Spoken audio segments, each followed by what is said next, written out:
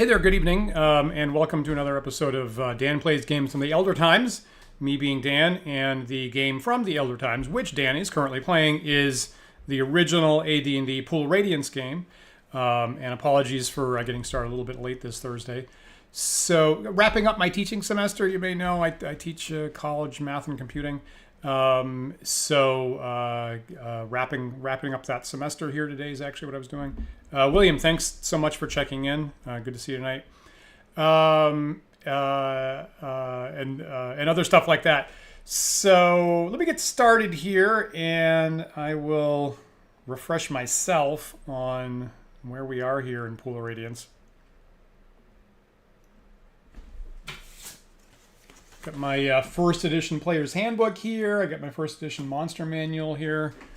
I've got my code wheel, my completely indispensable code wheel to get into the copyright protection to this 1988 classic. I guess I've been playing it off and on for about a year now, right? I think I started last May. So there's a lot of play value, I guess I would say. There's quite a bit of play value in this classic AD&D game. So Elven Room that looks like that. Where are you? I guess that must be that. I have to go between the printed thing and the digitized thing on the screen here and decipher which is which. And it's got two things there. So follow the dash line and I get Wyvern. Okay.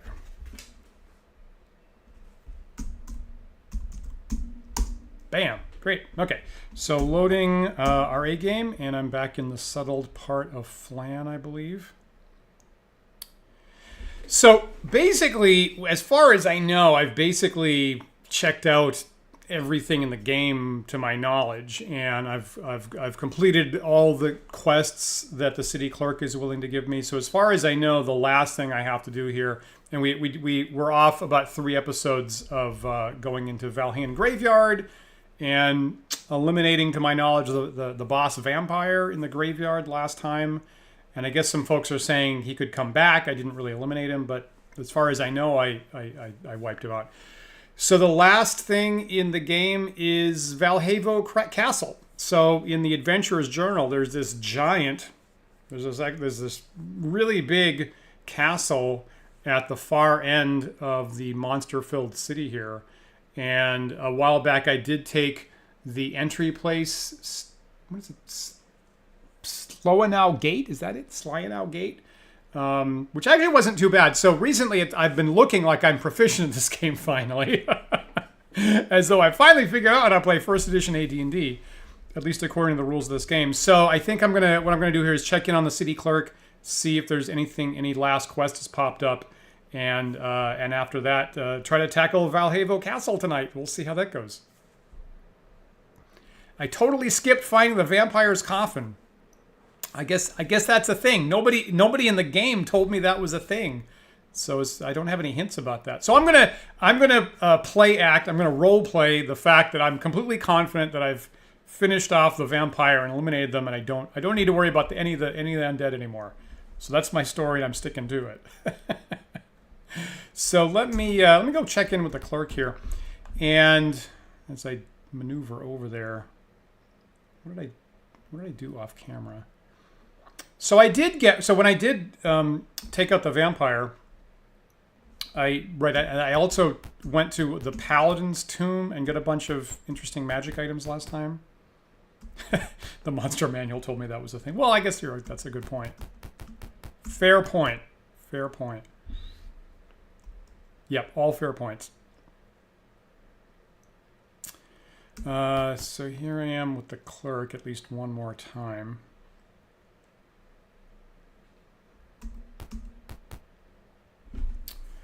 My good friend, the nameless council clerk. Am I due a current reward? Actually, probably not, because I checked in with her after the last game, so I'm pretty sure there's probably nothing added. So, on the matter of commission, she says, I can offer the following. That's it. All of these non-commissions are currently available. So thank you very much. So I did check in with her after the fight with the vampire last time. Got some amount of money, I think. Basically, to my understanding, my characters are effectively all leveled up to the maximum in this game. So my casters are 6th level, which is the highest they let you go here. You know, most of my characters are multi-classed, so they've hit the limits. I believe they've pretty much all hit the limits of what they can get to in fighter levels and cleric levels and stuff like that. So I think I'm basically tapped out for the purposes of this game.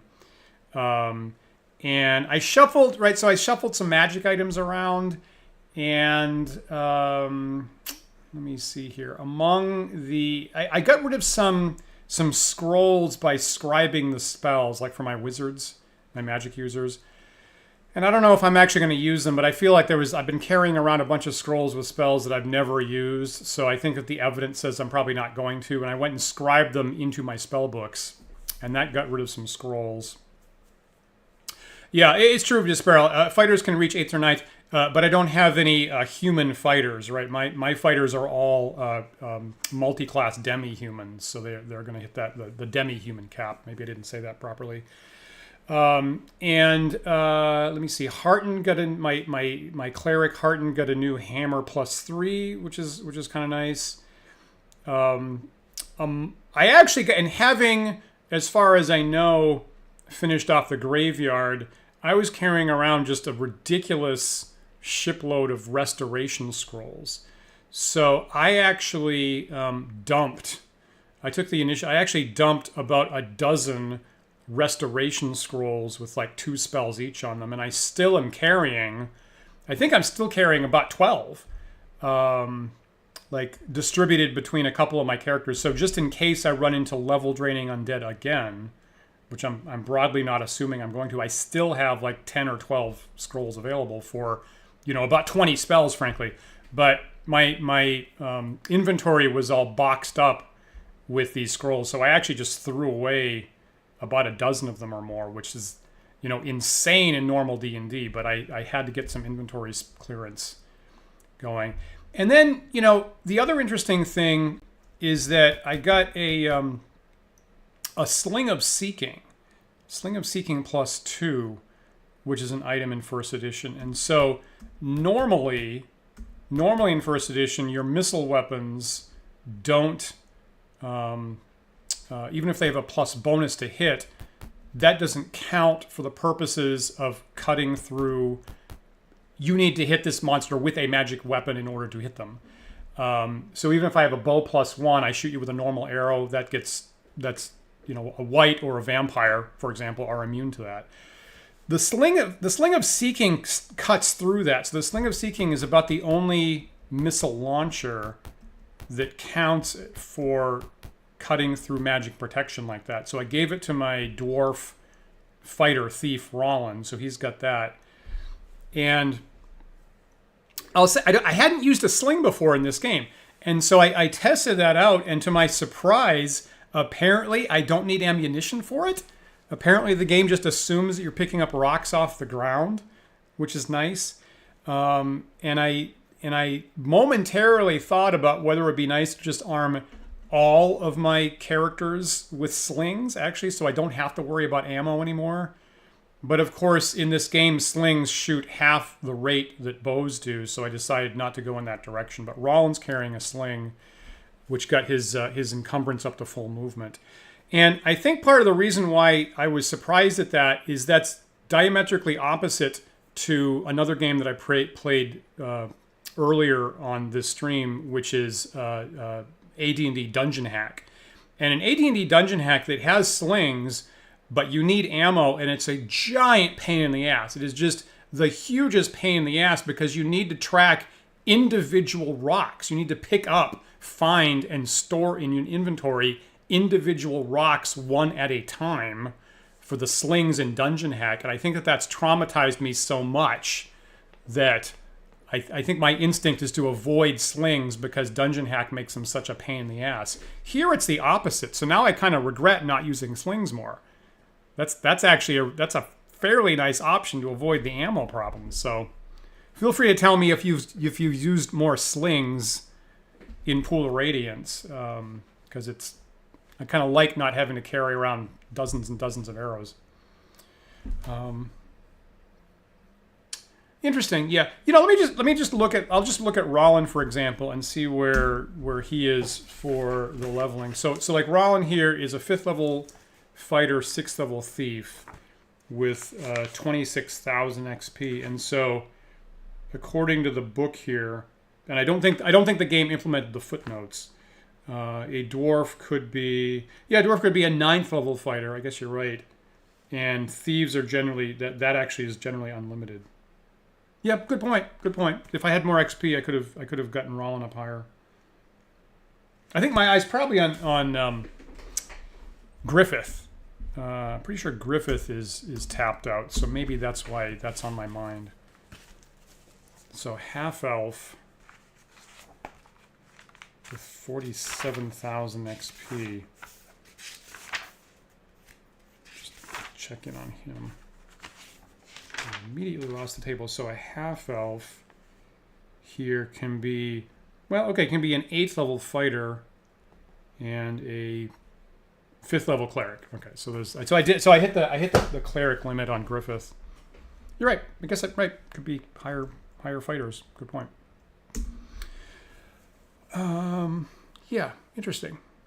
Okay. All right, so that's what I got, and I've rested up, and I got my full hit points, and my armor's pretty good, and I think I shifted around a shield, like a magic shield, I think.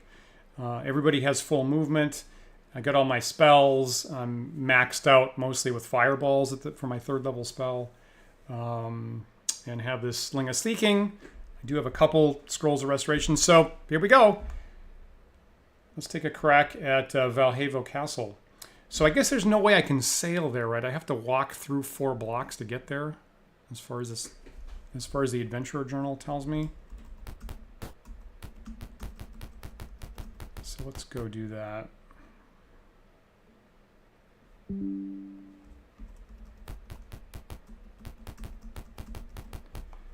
And again, to get to the slums area, I need to pull up my mazy map.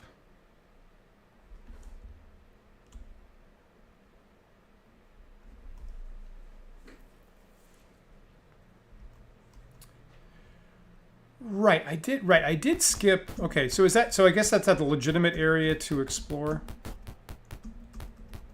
I will say this. The other thing is, you know, I had a rumor in the journal back along about a dragon in the, northwest mountains.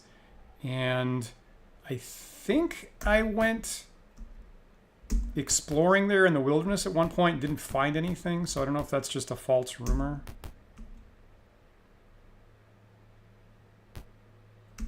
Interesting. Okay.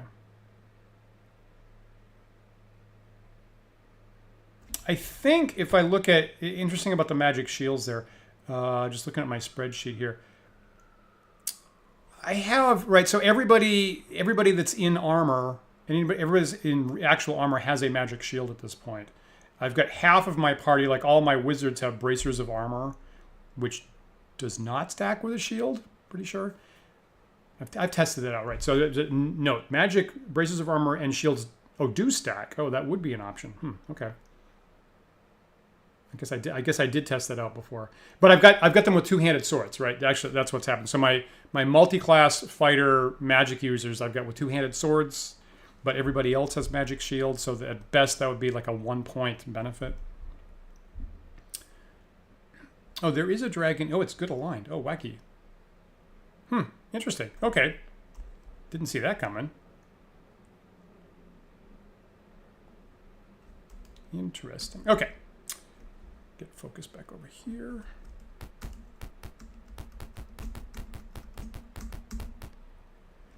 All right, so there's the slum. So now I'm in the Kudo's Well area. This is pretty easy to get past. Oops. There is the well right there in the middle.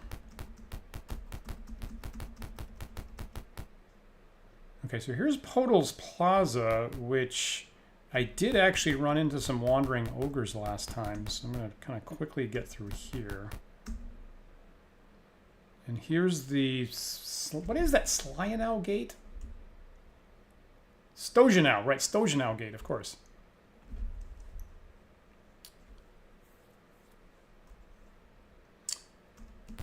Okay, so I guess I can just... Having opened this up previously, I'm assuming I can just walk through here now. I don't know if I'm going to interact with any of the humans that have taken it over. I guess not. How do I get into the castle?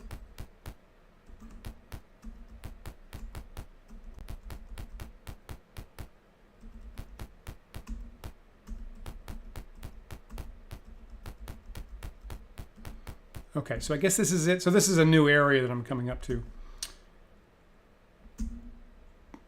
Not letting me look at the map. Okay.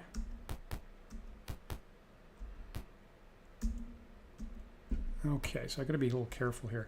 So if I, so I'll do my normal thing where I kind of check out the outbuildings, make sure nothing sneaks up on me.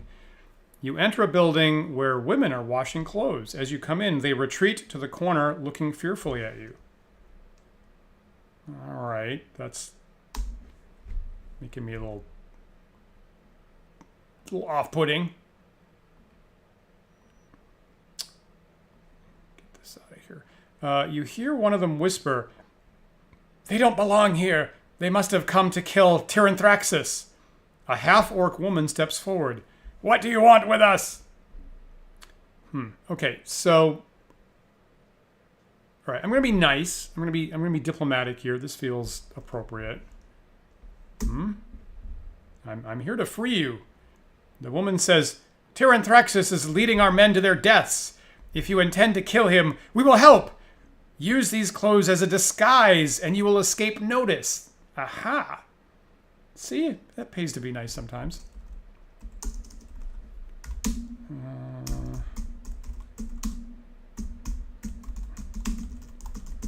Okay, I'm hip to that. Might want to make my own map. Yeah, I guess that's a good point. Don't have. Thank you for that suggestion. I don't have any graph paper in arm's width, actually.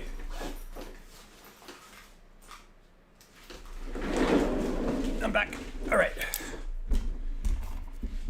Yeah, this is a good point. This is I'm not usually it lets you look at the top-down map from like in the open areas. So this is a little different.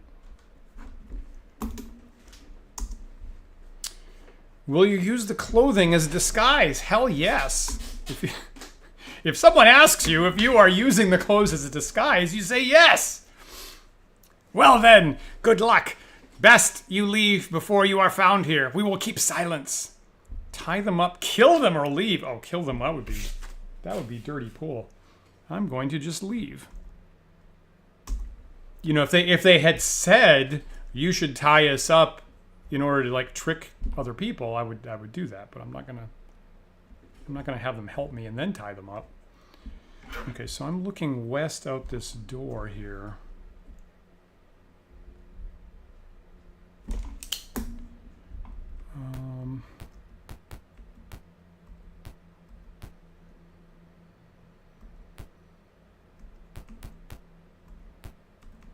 Let's try this door here. Look. Okay, so I searched all the spaces there. That seems to be empty. Go further west.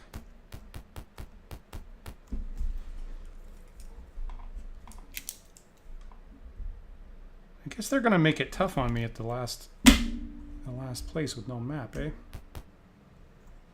Let me turn on search here. Totally empty.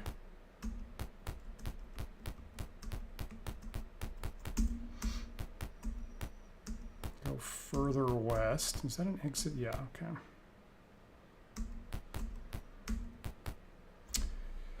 You are in a smithy. The smith, a human, and 3 fire giants are working on a suit of armor.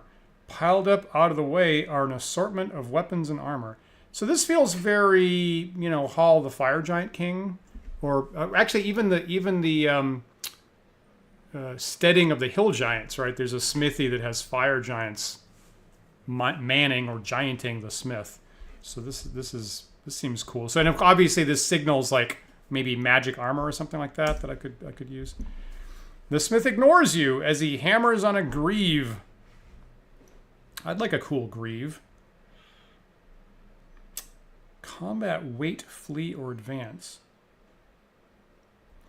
So, you know, if they're fire giants, it's quite unlikely they're going to negotiate with me, but I feel like I had to give them the... Having been primed with the washerwoman, I feel like I should give them an opportunity. Guess I'm going to advance, I guess? Advance? The smith looks up from his work. What do you need? I'm going to parlay. I need that armor you're making. I'm going to be a little haughty here. Me like you. I'm here to free you, and I need to I need to confiscate all that armor. Now, sir. A greave the size of a tower shield. I would take that. Griffith could use that. Griffith could with the gauntlets of ogre power could just carry that nicely at the front of the party. I'm sorry, I can't take any more orders just now. If it's important, get authorization. Now, if you'll excuse me, I have to get back to work. Is that it? Is that the end? You're in a smithy. The smith, a human, and 3 fire giants are working on a suit of armor. Well...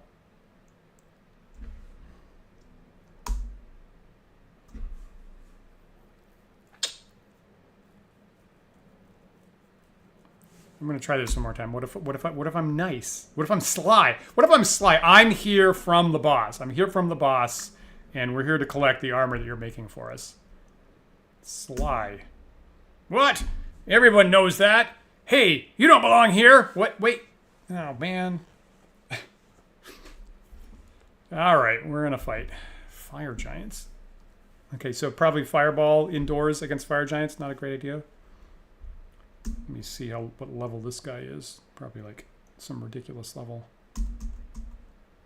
Okay, 4th level fighter. That's not too bad. Fire giants. Herp-a-derp.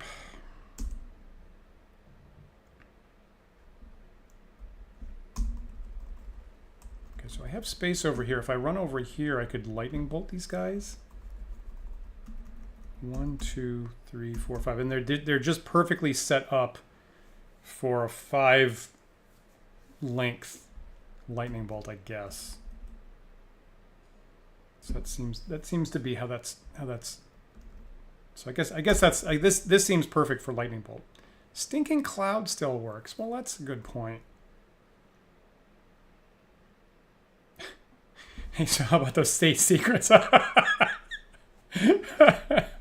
You know, there was an Oglyph cartoon right like 2 weeks back that was like that. Is that what you're referring to? You're not very good at this, are you? The spy stuff. No, I'm not.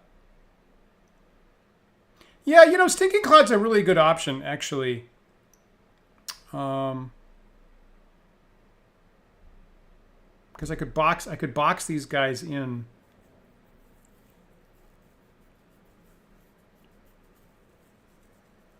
Now, I think Nirjarini is the only one with the lightning bolt wand, so I kind of want to. I would like to get this off. I could also catch the fighter with the way they're standing right now. I think I'm gonna. You know what? I'm gonna lightning bolt them and then have somebody else cast Stinking Cloud. I think that's the direction I'm gonna go in here.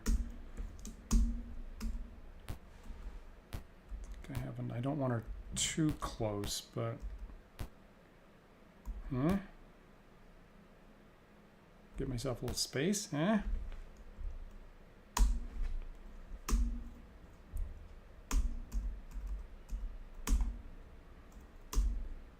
Use that. And Start it right here, I think would be nice. Oh, that's a good roll. Okay, they saved that.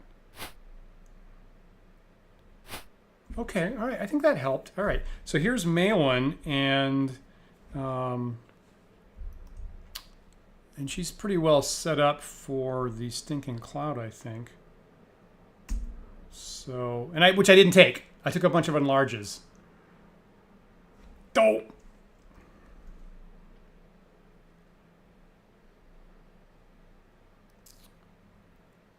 I could sleep if they're 4th level. I could actually sleep the fighter. Not that that's super important.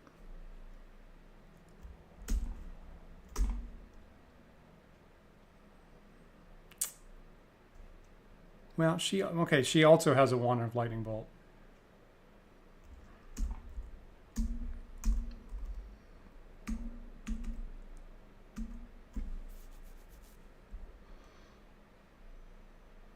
Yeah, let me write that down.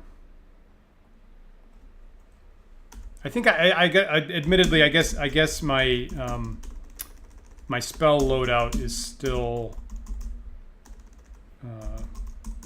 in the graveyard mode, thinking that mostly didn't work.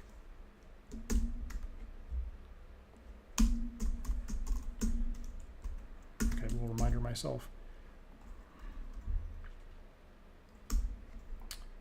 What does she have for scrolls? Probably not the best sign that I'm looking at my scroll list right now.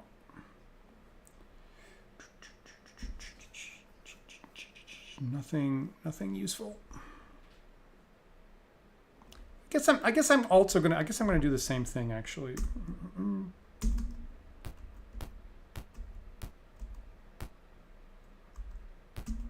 And this also serves to kind of guard near Jorini as well.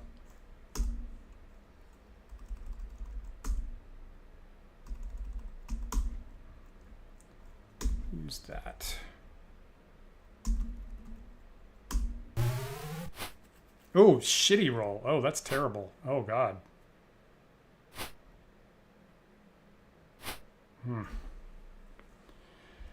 All right, so here's Rollin with the short sword. So I feel like maybe, of course, he has extra defense against giants. So, although, as we know from our alternate Book of War nights, it doesn't make that much difference when the giants have such an enormous attack bonus.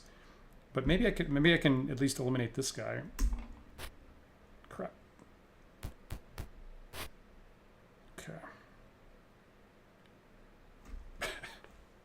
Well, it's a good point, but nonetheless, near Jorini is my linchpin, and as you've seen, has saved the whole party single-handedly. So I want to make sure she doesn't go down. So Griffith has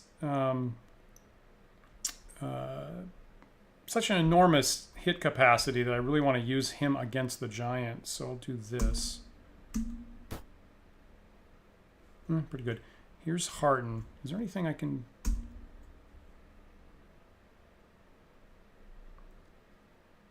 I'm gonna cast Prayer here, so I'm gonna do. Ouch. So Cadell, I think.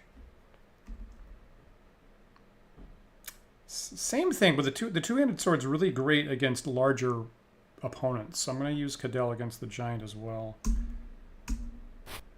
Crap.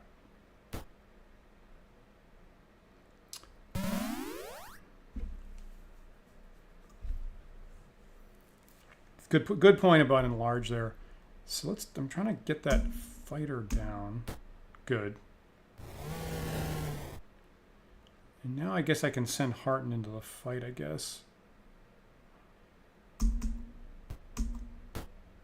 Okay, that's something. Every bit helps. Nice. 19 points of damage.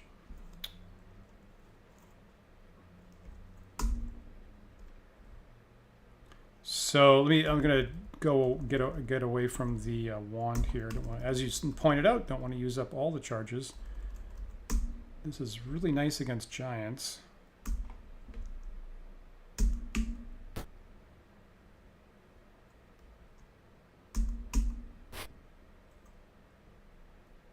Oh! Ah! Look at that. It's a weird flee and panic.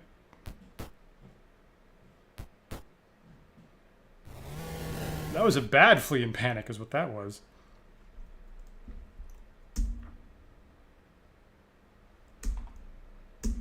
What is that guy's hit points at now? 6? Okay, so I'm just going to save my fire here. Done. Delay. Oh, is that it? Done. Guard.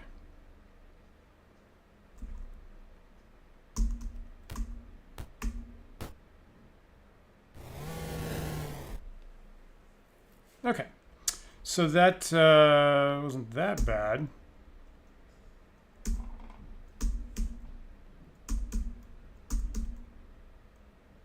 Okay, Harton took some major shots, but nobody down. Let's see.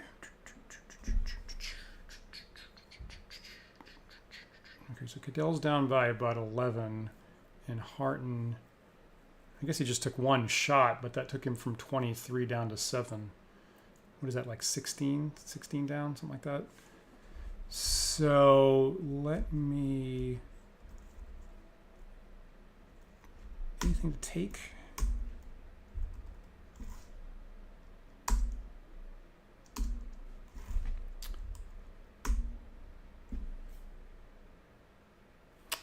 I think I'm just skipping up to gold at this point. 12,000 gold pieces. You know, if I had a bag of holding, I might stuff that in there. But again, for encumbrance purposes, I have more money than I can spend at this point. So I think I'm just going to leave all this behind. Yeah, a heap of gold you're going to have to leave on the floor. Yeah. All right, we agree.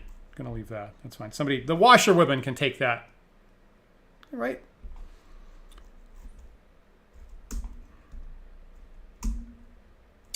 Okay, so healing up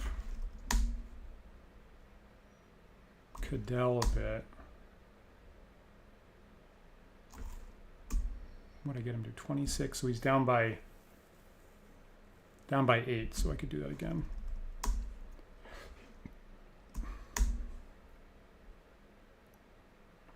Okay, good enough. And then Harton, cleric, heal thyself.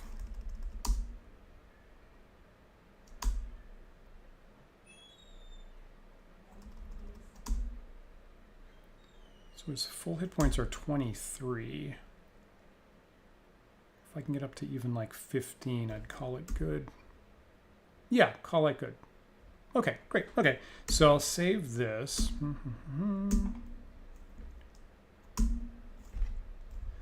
And get started again. So let me search the room here. Maybe there's something else. Piled up out of the way are an assortment of weapons and armor. Do you take it? Sure.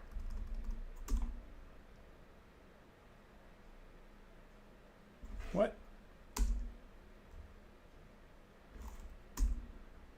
Oh, so that's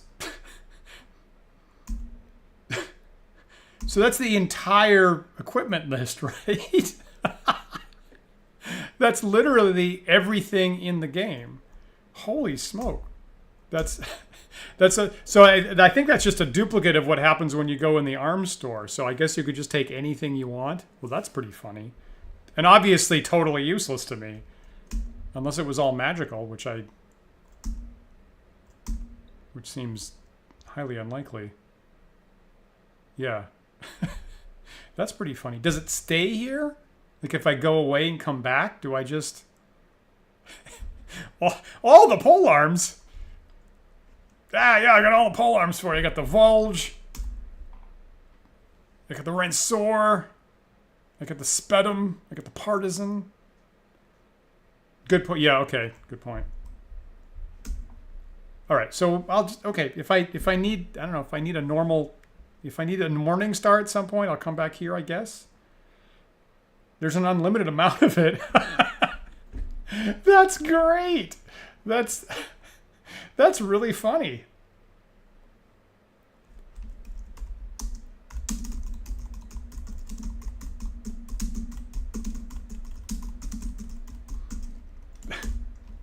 That's another interesting kind of surprise design choice. I kind of like that. Okay, so I'm going to leave that.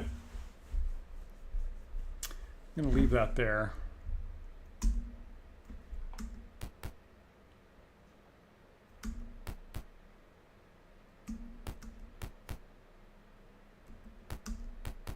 So that's probably it. See, now that only works if you're honoring the encumbrance rule. If you weren't, you see, that's the kind of thing. If you didn't have an encumbrance rule in effect, then your players could just take infinite items. Great. Okay. Great. Fantastic. That's nice. And that's different, right? Normally, treasure is just gone when you walk away from it. So out of the smithy, let me keep going west here. You are in a storeroom full of coal. Okay, that feels like what you would use to fuel a smithy with the fire giants working. Let me search this room. Okay, that checks out. Facing north. Right, this is.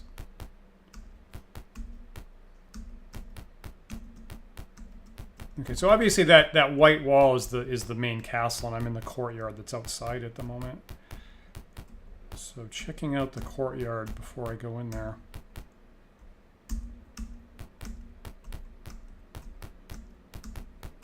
A lot of these outbuildings tend to be totally empty, so this isn't super surprising.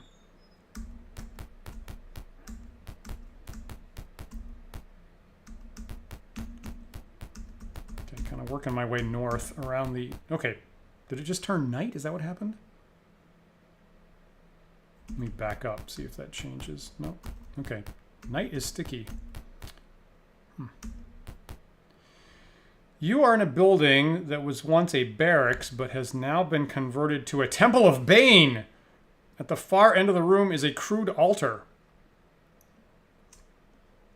An improperly spelled altar. So obviously there's a Temple of Bane earlier in the game that gave me enormous problems at one point. So I think I had to attack it like 3 times before I finally won. A priest and 2 acolytes turn from the altar. Welcome, my children. Come forward and accept the blessing of Lord Bane. Oh, geez, that's not good. Okay, I have the... Okay, they inserted the Joker in this game as a priest of Bane, I guess. Accept blessing, talk, leave, kill them. Well, I'm not going to accept the blessing of Bane. I'm gonna talk.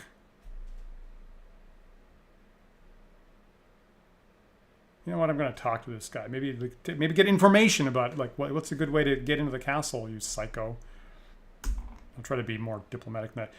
His Immensity, Tyranthraxis, has seen fit to establish this temple to our Lord Bane. Therefore, it is right that you accept the Lord Bane's blessing. All right, I'm done with you.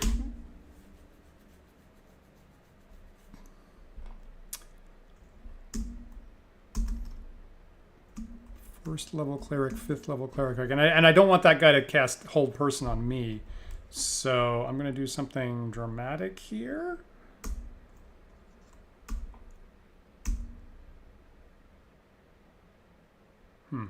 Is he 5th level? Is that the deal?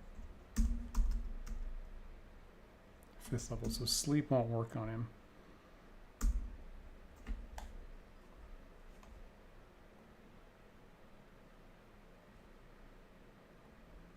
As long as I jab him, he can't cast, right? Let's try that. 1, 2, 3, 4, 5, 6, 7, 8, 9, 10. So well, I'll take I'm trying to walk in from the north, and I'm going to take shots from the other guys, which isn't great. They're only first level. I mean, I guess I could shoot him and have 2 chances. Let's do that.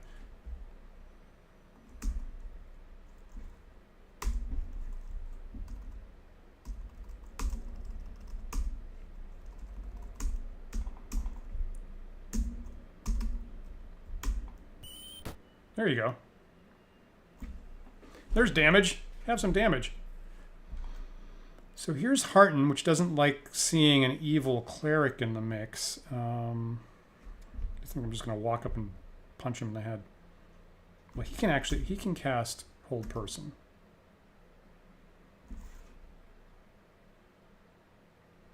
Is that worth it here?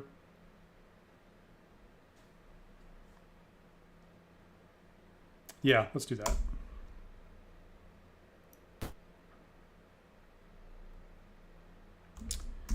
All right, note to self, don't target yourself. You're going to get three targets here. 1,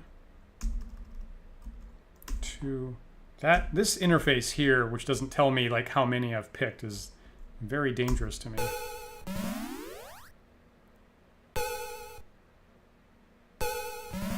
Good. Okay, there you go.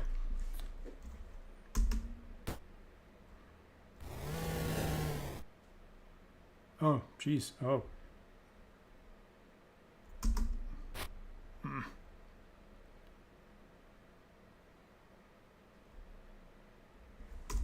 think I'm going to just beat that guy in the head. I could magic missile like he's got a spell coming. You know, I'm going to make sure that I hit him with magic missile. Oof, ow, that's a... You'll never cast again, buddy.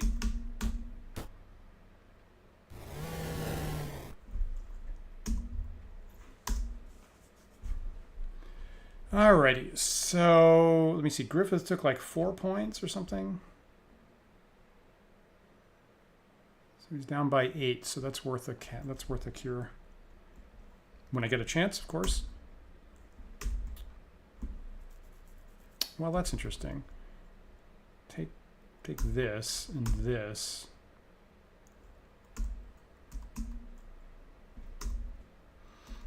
Take this. Okay, what are the chances that the maces are magical? I don't even want magic chainmail at this point, I don't think. So I'll leave that stuff. Yeah, good point. So exit this.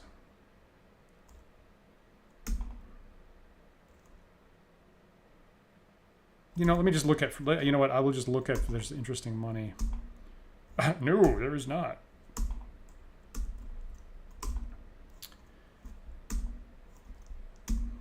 Okay. Let me make sure my move. Okay, so Griffith's movement is 9 and Rollins is 12. That's fine. Cure myself here. Good. All right, so let me save this. Search. I think I took one of the maces, I think. Is that what I did? Yeah, I took the last mace in the list. I didn't take all of them. I even unless the mace is like +4, it's unlikely that it's really going to do any difference for me. So, but yeah, I took one. Okay, let me search around here. Is this is an internal door, isn't it? No, that's the external door.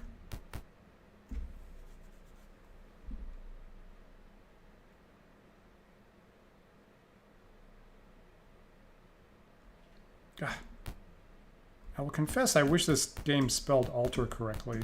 I'm like, what's being changed? They changed what? And before the thing being changed?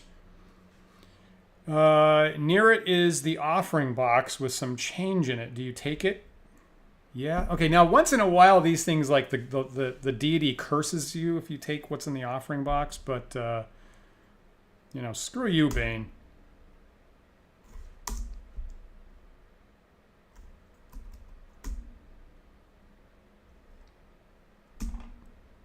That's it. You know.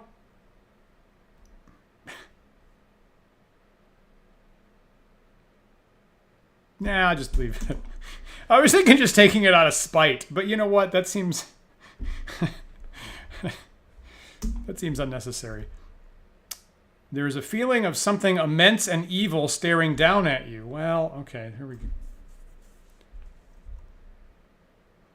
Yeah, so for what it's worth, Harden already has a +3 hammer at this point. Ah, fuck. That's what happened, right? If me sticking my hand into the offering box did that, probably. That's a lot of damage. Behind the altar are 2 crossed swords. Do you take them? For Pete's sake. Yes, I take them. Yep.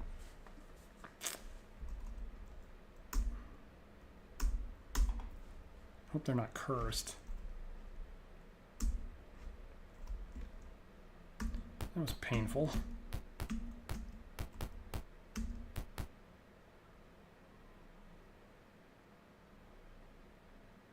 That was super painful.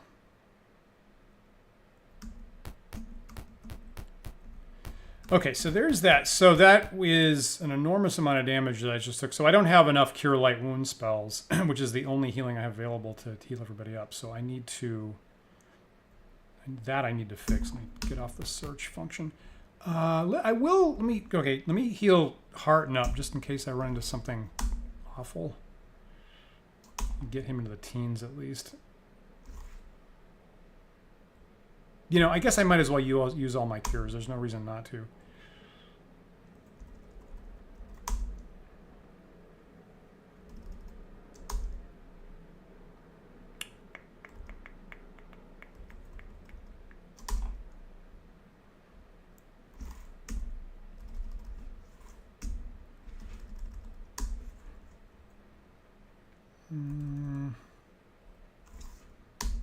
Just giving it to whoever's lowest is what I'm doing there.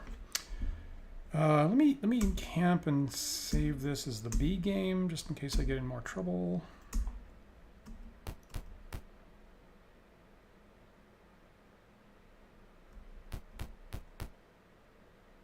So that probably takes me into the castle proper.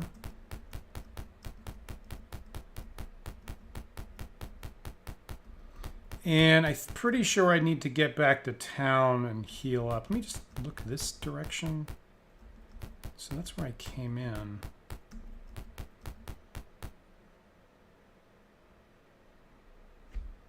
Going east. Now again, no spoilers. So what would that? I guess. So probably the so I'm gonna take a stab and say the castle area is like 4 blocks big, according to what it looks like on the Adventurer's Journal. Like maybe bigger than that. So I guess this must take me to another segment of the castle area is what I'm guessing.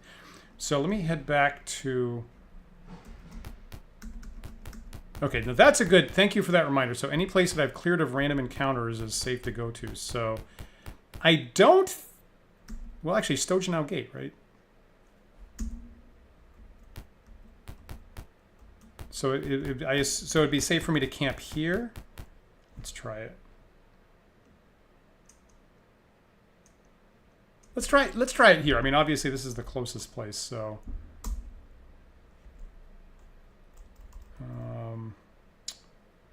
let me just test. So first of all, I'm just testing. Does this?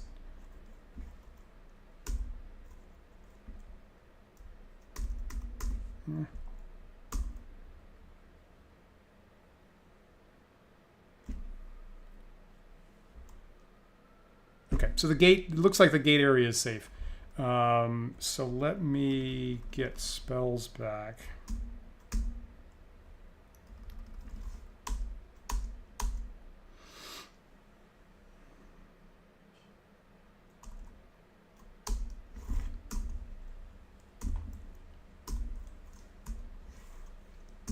Did I do anything with him? No.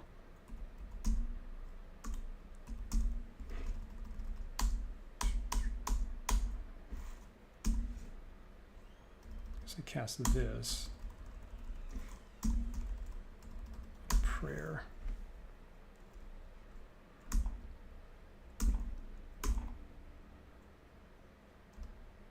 Right. I'll swap some stuff out. Geez, I gotta find out what I have, right?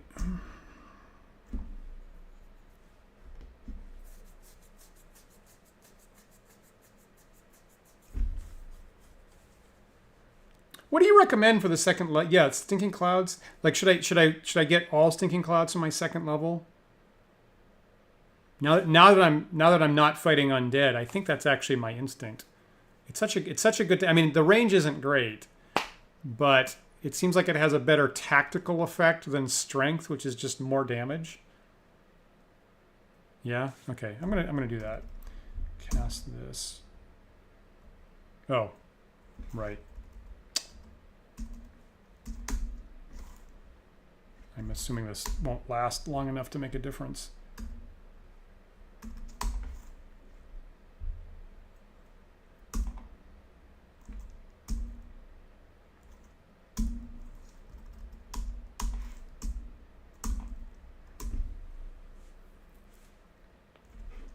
Yeah. And same with Maelwyn, right?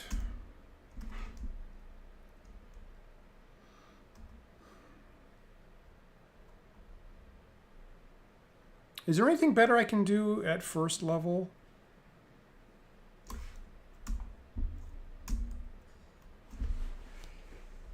Charm person? I mean, I've run into at least one person type thing. It can affect any level of human being. That seems pretty potent. Obviously, I ditched the charm. I ditched the charms when I was fighting undead, but now it seems like a better choice.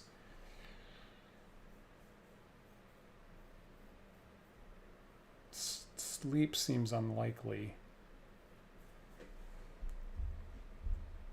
I doubt I'm going to run into any first level stuff here.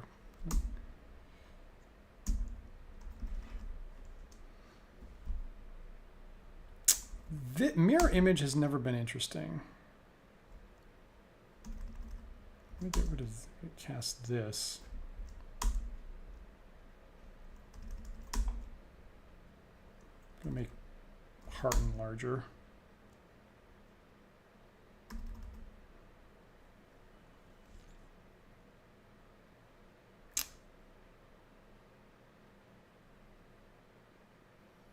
Maybe one? I don't know, maybe one enlarge. And then a bunch of charms. How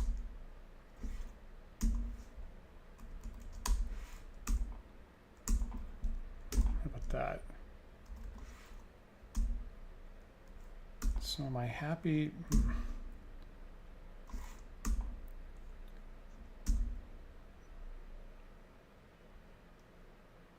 You know, let me take, okay, so Cadell will take some magic missiles and then maybe I'll just take one charm person is what I'll do.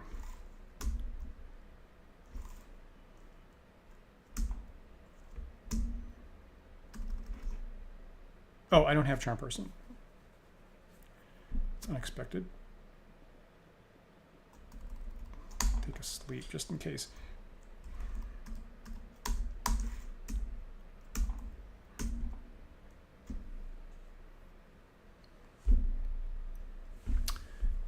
Weird. Yeah, I'm still, it's so different than what I read in the DM's guide. I'm never going to wrap my head around enlarge being a good spell. So there's that. So here's Hearten. Got that. Let's see what she's carrying.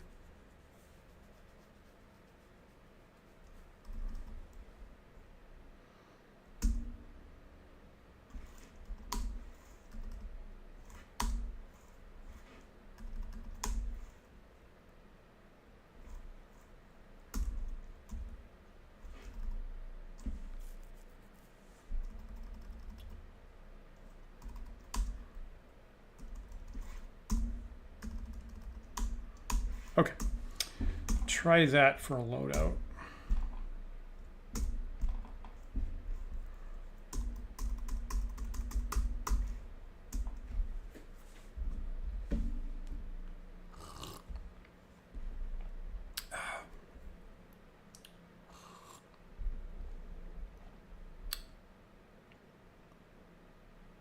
Oh, I also, right, I want to cast the detect magic spell to see what these new things are.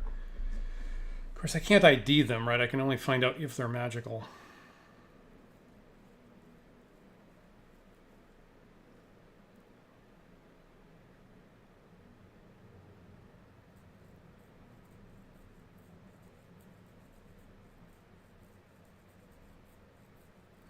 Yeah, good point.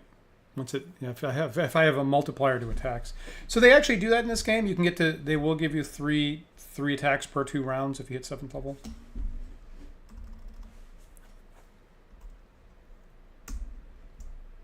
I could have imagined them skipping that here.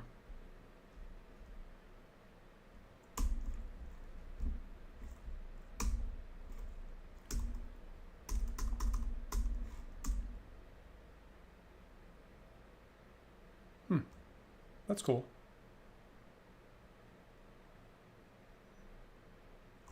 Okay, so I'm all healed up at least.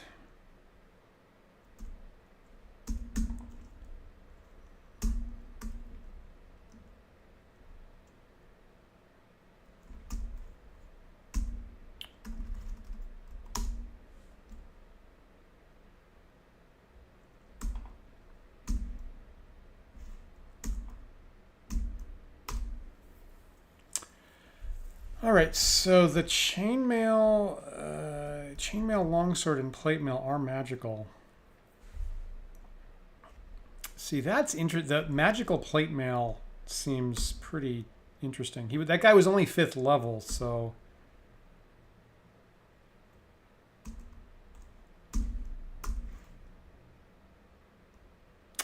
yeah, and that mace and 2 longswords are also magical. That's a lot of magic stuff, generally. Practically everything that everybody's carrying is all magic.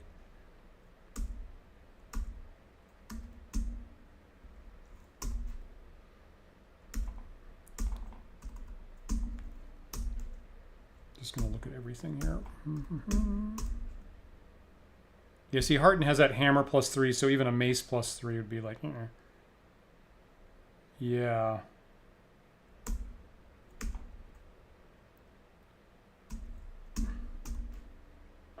You know, it doesn't take that long. I'm gonna go back to town and I'm gonna identify that plate mail and see if I can use it.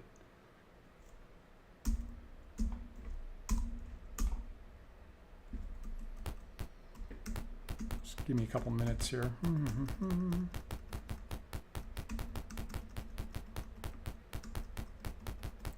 Okay, so it's the Podal Plaza area that I have not wiped out the wandering monsters, so this part right here could be bad. Okay, whoops. Butterfingers. And there's Kudo as well. And here's the slums. That's not the slums.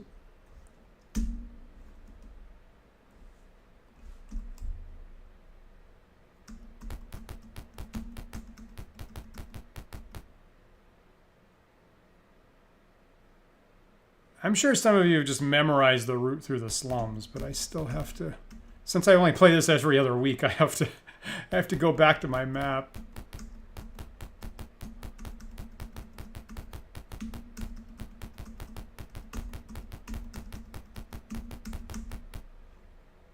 All right. Back in the settled part of Phlan.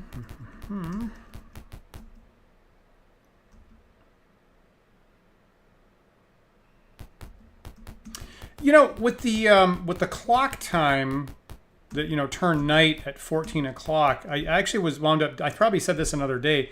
I wound up doing some research, and I mean, what counts as 0 o'clock has varied culturally, and I think like in medieval, like I think I saw medieval Italy or something like that. 0 o'clock was dawn, was sun up. So, 24 hours would be what we call 6 in the morning kind of thing. So I guess that does interestingly vary by culture and place. I want to appraise some stuff, right? What do I view it?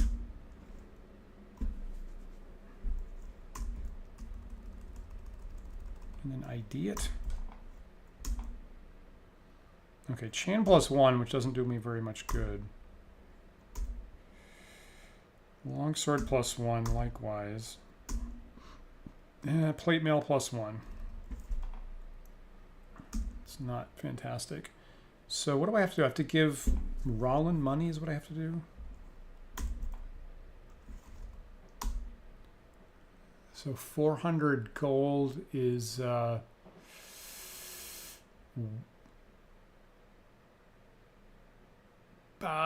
80 platinum.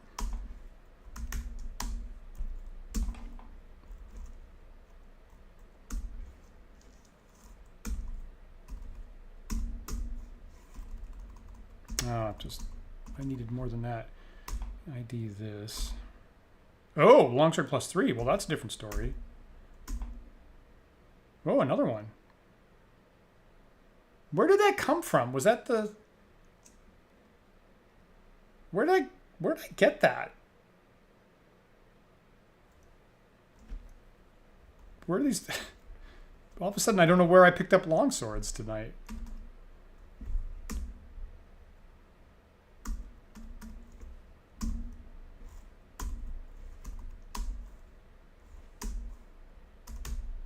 Okay, so giving some Rollins some more money. There you go, behind the altar. Yep, or the ALTER in this game. But thank you, you actually spelled it correctly, of course. I'm gonna be a little bitchy about that. Okay, a necklace of missiles. Okay, so that's a thing that's got some knobs on it you can take off, and they act as fireballs. Which is nice. Yeah, a mace +3. Well, that's all, like in normal D&D, those are all amazing magic items. And I'm just looking at my list here.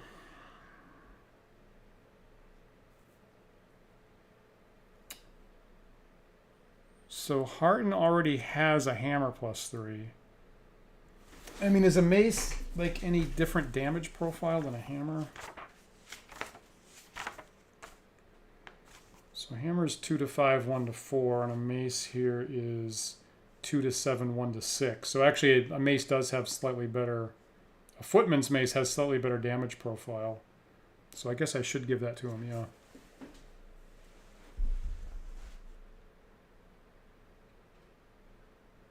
Well, yeah, I can throw the hammer right. So but let me see. Harton has. I don't want to spend too much time on this. Harton has another throwy thing, right? He's got carrying around this hammer +1. So I could take that. So the hammer +3 could be the new throwing backup, and I could take the hammer plus. I could take the mace +3. Let's do that. Let's. I guess I'm going to sell this. I guess. Oh, for Pete's sake. Whatever.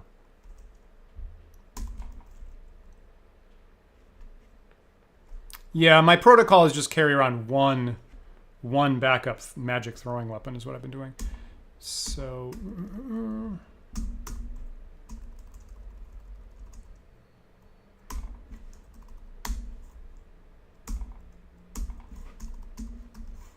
I'll arm him before I forget about it. Okay, that's nice. Okay, so there's that. Now I have 2 +3 long swords. Most everybody's got. So Griffith has a +4 longsword, and the other folks, I've given them +2 two-handed swords. And if I did have magic shields, I might consider that. But I like these magic two-handed swords. Longsword does 1d12 against big things. Two-handed does 3d6 against big things.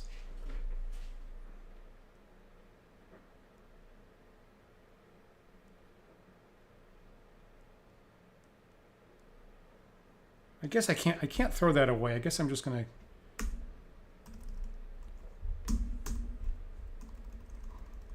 That's just too nice. So I'm gonna give it to my fighter wizards as a backup thing.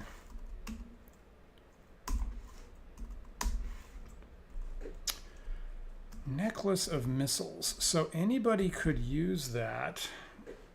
And I'll point out that these cleric scrolls that Rawling's carrying are, you guessed it, they're all restoration scrolls. Just in case I need them.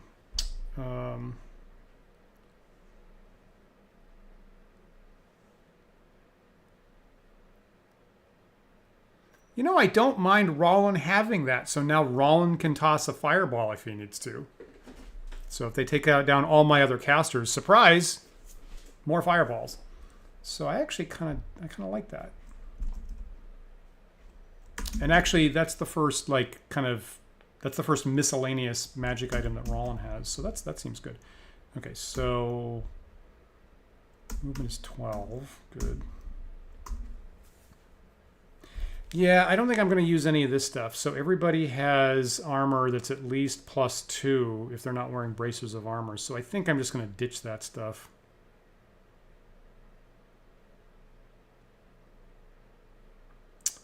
Hey, Elfine, that's a good question. Do I need a throwing item if I also have a magic sling? That's a good question. I think that my instinct has been... And so at this point, I'm guessing this doesn't happen. My instinct has been if I run into like a rust monster or something that like wipes out the magic item, I still have a magic item to spare if I need it. So,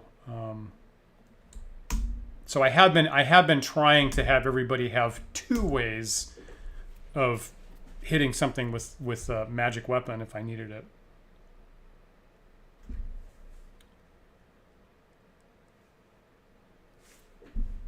So I'm just going to get rid of this stuff. You know, if it was a shield, I might keep it, but none of this stuff does me any good. I'm probably going to regret selling it. I'm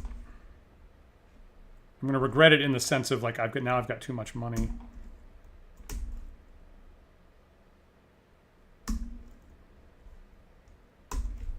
She's selling magic plate mail. You know, in a normal D&D game, of course, I would, you know, give it to a henchman, right? I've had some henchmen and give them that. So yeah, too much money. My movement went down. Can I trade? I don't know.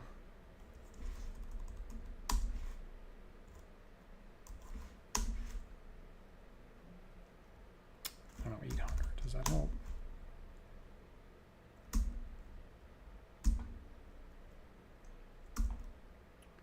Okay, so his speed is up. Just checking the speeds here. 12, 12, 12, 12. Hearten's 9. I think that's always the case, right? Yeah, I can't ever get Hearten above move 9. Because he's got plate mail and a bunch of stuff. Oof.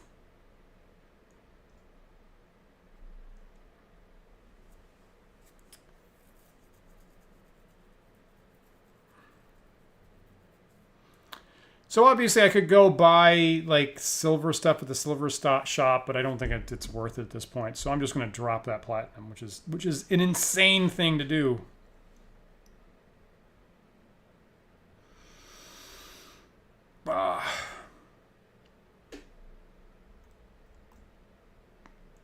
No, I'm not going to do that. I actually am going to go buy the damn silver.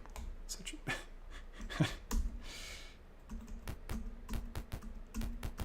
which I believe is over here. Sorry, I'm just browsing.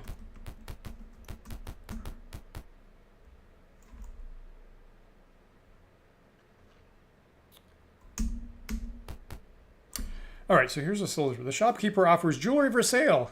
Can I show you something? Yes. So I have about an extra 1,000 platinum, which is 5,000 gold. So that emerald brooch for 8,000 would be what is it, about 2,000 platinum?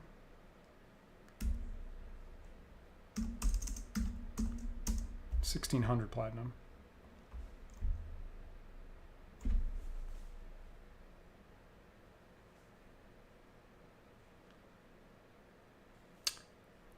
Well, that's interesting. Where is the fine composite longbow? I don't think I've actually found it in the game yet, unless I've forgotten.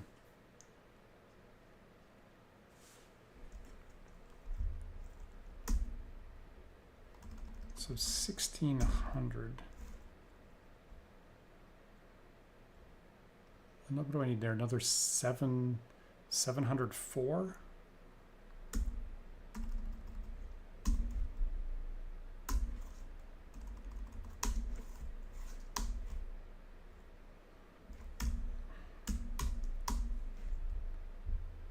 For Pete's sake. I guess I could have him buy it and then trade the platinum back over is what I could do.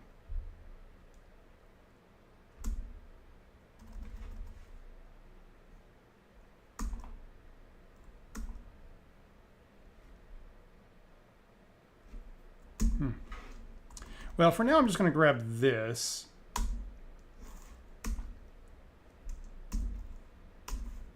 So I got that emerald brooch, which is pretty pricey.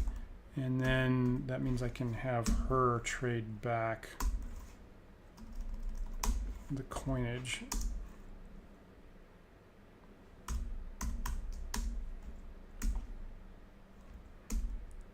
Okay, so she's at 12, he's at 12. Okay, so good to go. I like that.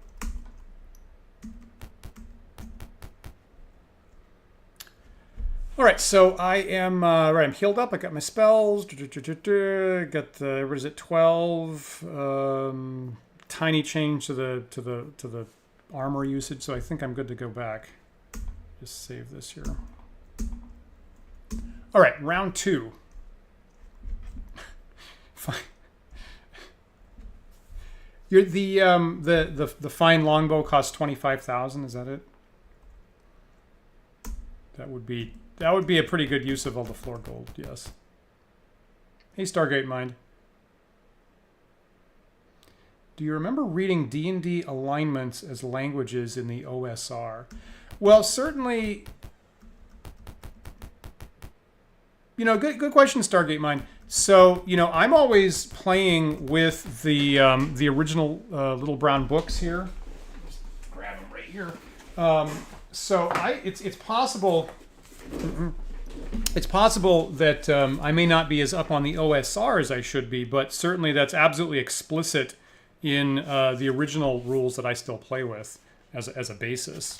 So just kind of reminding myself here. So law, chaos, and neutrality also have common languages spoken by each respectively. So it is something that's in the book. I think a lot of us downplay that. So I think if a lot of OSR players probably kind of hand wave that away wouldn't be too surprising.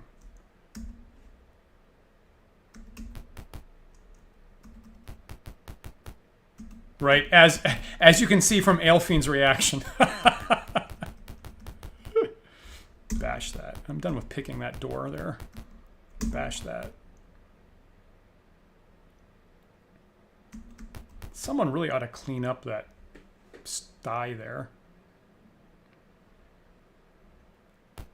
at some point. And I will say that the alignment languages make a little bit more sense when there's only 3 alignments. When it becomes 9 alignments, it's a lot harder to excuse that, but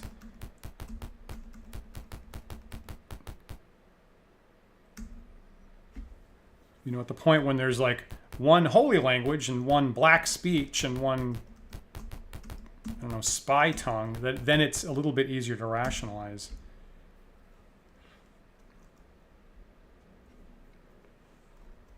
Interesting. Interesting.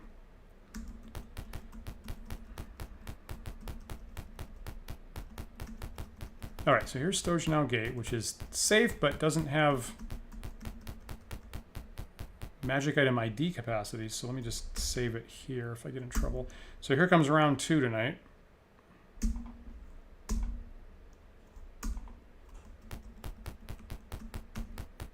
Try this. Whoops, is that not it? Ah! Ah, thanks, Bacrius. Yeah, right. That's a good point. We did a whole episode of that on our Sunday talk show. It is a point of debate, right? It is an absolute point of debate for old school players. So should I take the... Now, no spoilers, but I'm just thinking to myself, should I take the east exit here or the west exit? I feel like... I guess there's no entryway into the castle itself with this big wall here. So I'm going to go east and not get too far away from Stojanov Gate yet. Let's try this. It's funny because, like, in my last campaign, I actually think that I started the campaign like with someone that had never played D&D before, and I think I said... I think I was actually saying like the common tongue, actually. So it was the common tongue is like Latin. And then all of a sudden, it became canon that Latin was the common tongue in my campaign. And I just started running with it, which was fine. Okay, so here I am in this new area. More outbuildings here. Searching.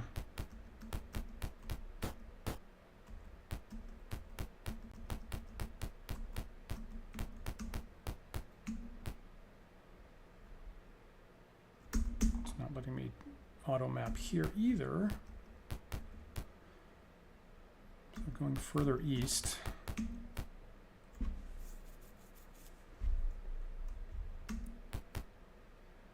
Is that a hill giant? You see some giants putting on their armor. Okay. I think I'm going to stop, not let them do that, I guess. I'm going to immediately combat.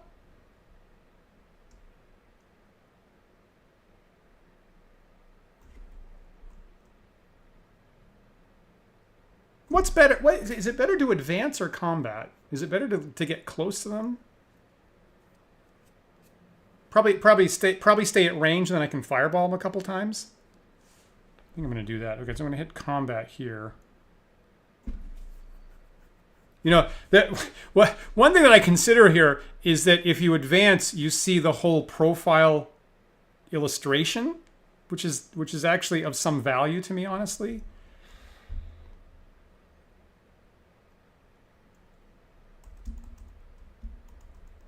Yeah, I'm going to combat. I want to win this more than anything else. Where are you?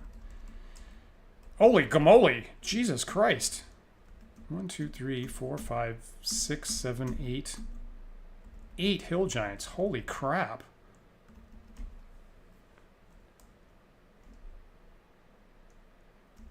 Okay, so they are far enough away that I can safely fireball them.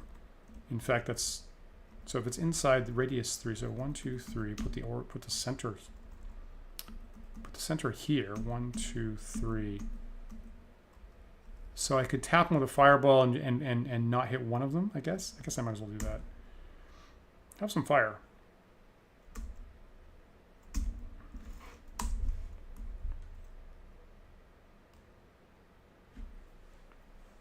This must be the hill giant storage. Surprise, they're just statues. No, they're not.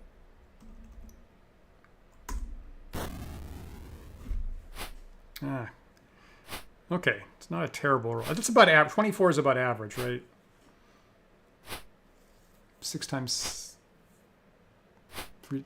Yeah, 21, right? 6 times 3.5 is 7 times 3 is 21, so it's slightly above average.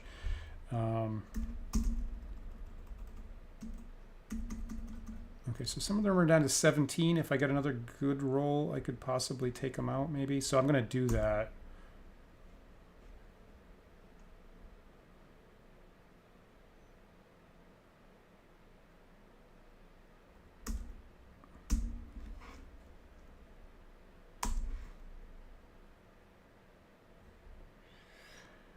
Hearten.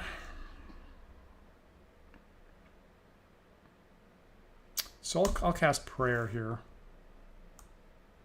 Griffith.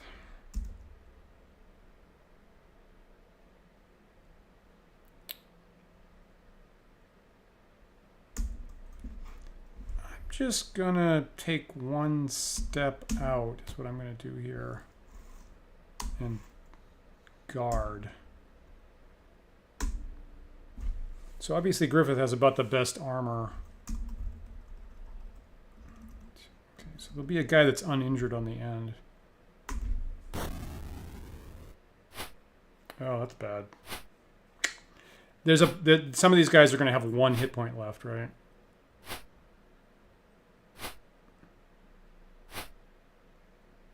That's irritating.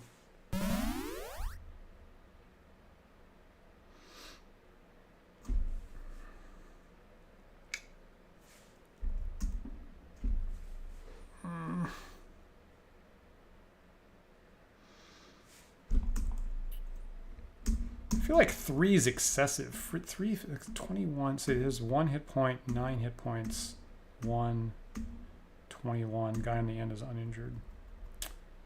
I wish I could. Now, you can't spread out your magic missiles here. If you could, I would tag the 1 hit point guys with magic missiles, but that seems to be not an option. So, how about if I zap the 9 hit point guy with magic missiles? That seems like an okay option.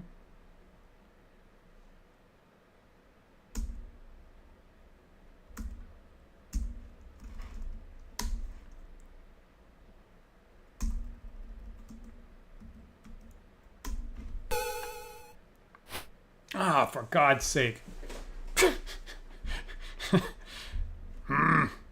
All right, I guess, you know what? Okay, so here, okay, now you're going to take out your bow is what you're going to do. Or your sling in this case.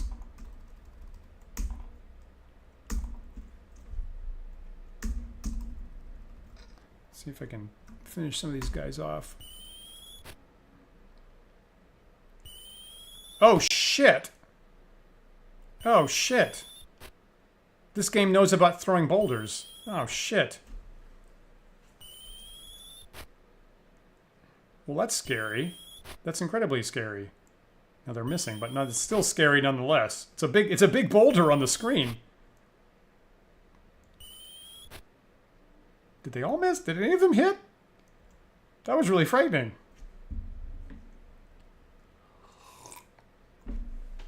I mean, I fought a number of like Ettins and giants and stuff, but I've never had boulders thrown at me in this game, so that was a big surprise. You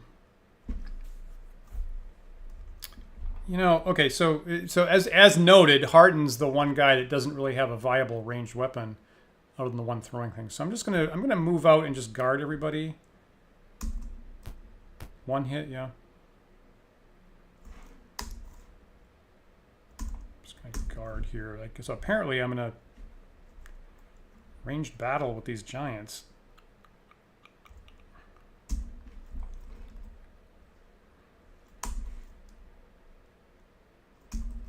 Yeah, I really wish I could split up the missiles. Maybe I can get 9 points on this guy? Come on. Okay, that did it.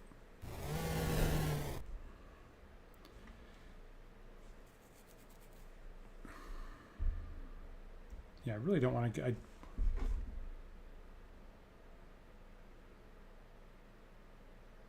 So the giant damage is slightly better in melee than missiles. I will also say, so right at the moment the question is, can they throw a boulder every single round? Pretty sure yes.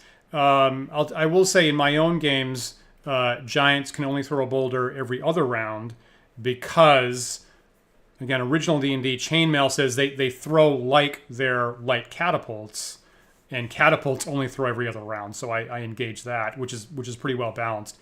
Home's basic, giants can actually only throw stones every 5th round. But I'm pretty sure in first edition rules they're going to be throwing every single round. So I think Griffith, they're a little bit better in melee, but Yeah, I think Griffith is so good and has such good armor. I think I'm willing to risk it. So Griffith, I'll have him run up. You should probably hit somebody with like around 20 hit points, probably. Let me just see who I'm running at. That guy. There's a chance I could just take that guy down immediately. Yeah. Oh, really? They have a limited number in their inventory. Wow, that's unexpected.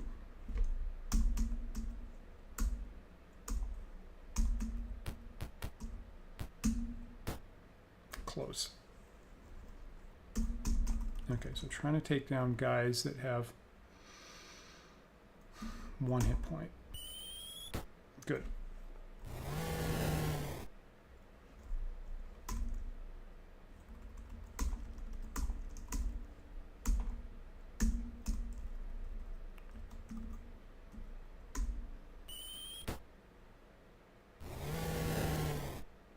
Oh, another shot.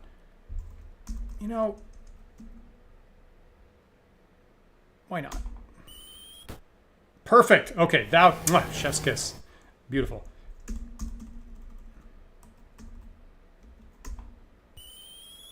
Nice. Great. Okay, well, that's... Oh, okay, great, okay. And they surrender. All right, well, that's neat. So I did use 2 fireballs, right? That's I can't do that every turn, so that's a pretty... I pretty much unloaded on those guys. Right, Maelwyn got knocked off. Take some stuff, items, anything? Yep, there you go, boulders. Leave those. Any money of interest? Wow, it's really crazy. I'm leaving so much gold there. But that's what's happening.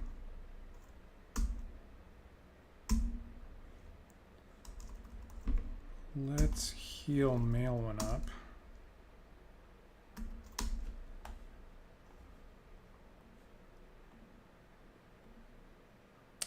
$26 hit points is her max. Okay, so we'll call it good. So in camp and save a game.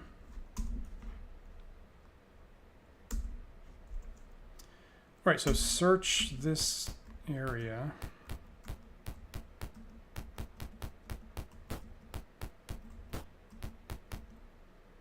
You find some treasure. Do you take it? Yeah.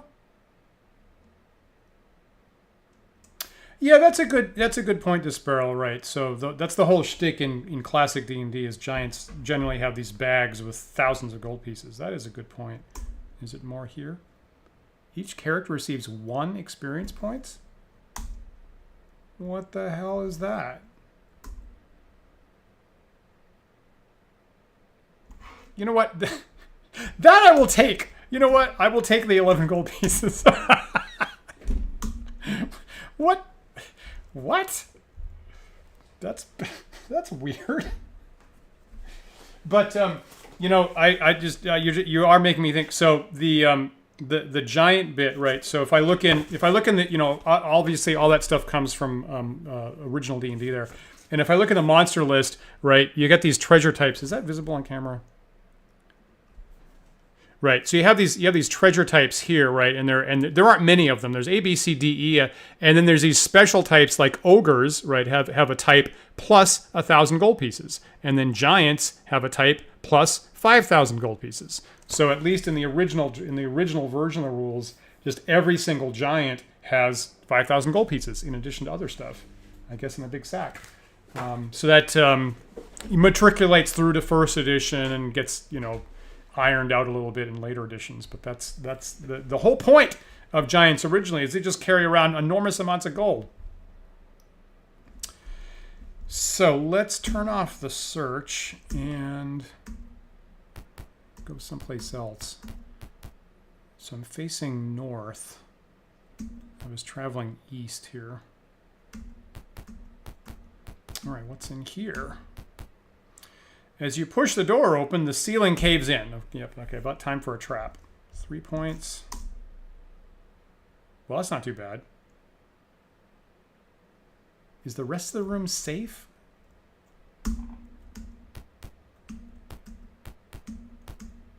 Okay, if every trap hit one person for 3 hit points, I wouldn't mind it so much. What's in here? You are in a deserted building. There are nothing but very large cobwebs here. So this sounds like spiders. So usually when you say there's a bunch of cobwebs, you get jumped by giant spiders with save or die poison 1 second later. DM, I look around carefully. I look at the walls, I look at the ceiling, I look at the floors, I check for traps. But that's not an option here.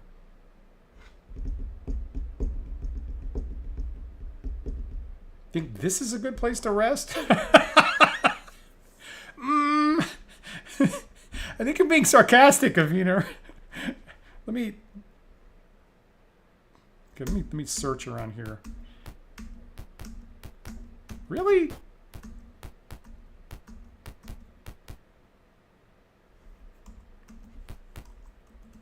Okay, nothing jumped me, somewhat to my surprise. Can I actually? I can't encamp here, can I? This is crazy. I'm gonna try, just for argument's sake, I actually am gonna try this.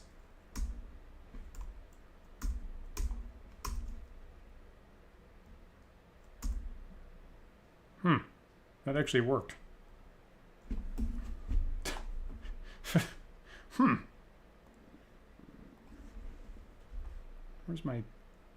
are my notes?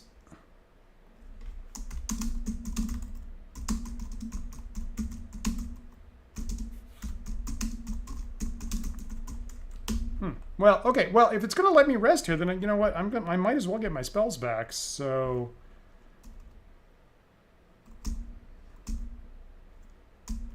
I'm not gonna say no to that.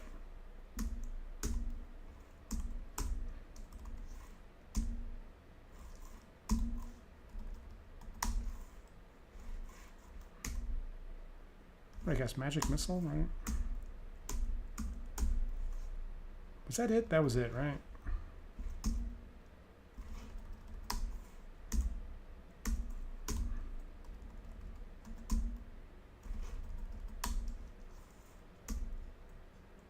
Ah, crap. Doing this too fast.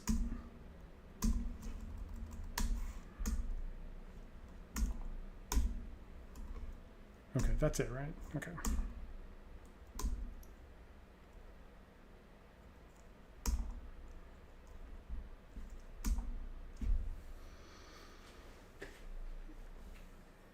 Okay. Okay. Cool. Cool. Good catch. Good catch on that. Yeah, thanks for looking that up, Disparrow. I had to check that up myself after the last game, so that's why I was kind of aware of that. Totally. And the funny thing is, when I first read that text to Sparrow, I thought that it was worse than normal because just momentarily I didn't remember that like a +2 bow doesn't count as +2 for hitting purposes. So momentarily I was like, what? This thing of seeking is worse than a normal missile weapon? And then I was like, no, wait, that's actually better. So I had to remind myself. I guess I might as well just top off my hit points here, right? I need like three days.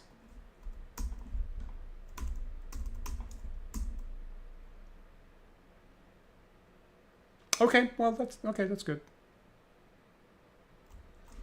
Right. I mean, the main like elementals need +2 to hit by the book. So I guess if they never throw an elemental at you, it's not an issue. I don't know what else off the top of my head it would be in that category. Okay. Did I save this? Okay, let's try some more. And it's nighttime again. Heading east. 2 giants come bounding out of a doorway. One stays by the door. They raise their clubs. You stole. I didn't see. I didn't see what else. An alarm starts ringing. I've been threatened. An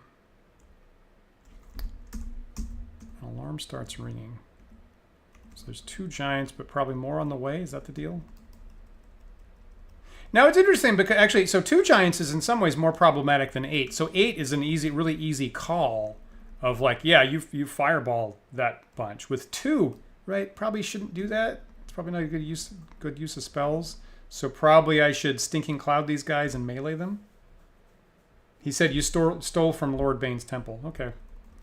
I guess that whatever that was, that 11 silver pieces was which I didn't even take, was a bad idea sticking my hand in there. I said that. I said normally that happens in D&D, and I did it anyway. So yeah, Stinking Cloud. So I got to get a little bit closer, right?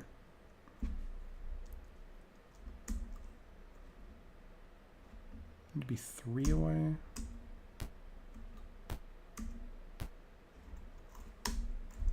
That's pretty close.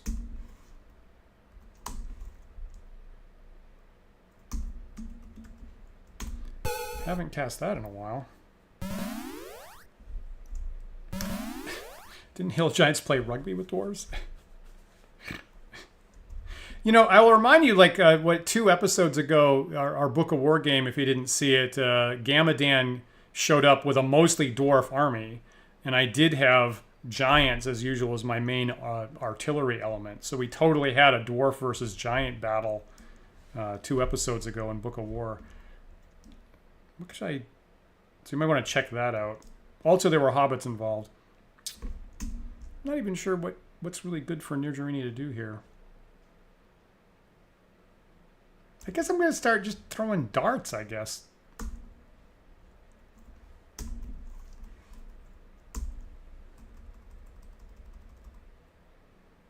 Seems like I don't want to use anything else that's super interesting. I guess I could beat them with a quarterstaff, but it's probably not my first choice.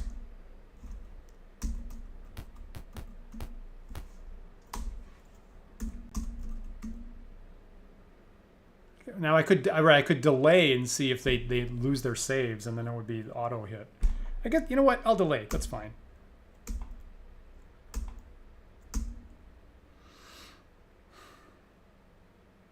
I guess I'll delay with everybody.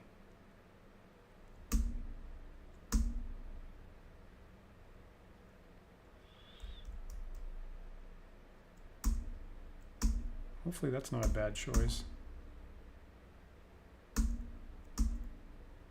Oh, I've surprised them, so is that the deal?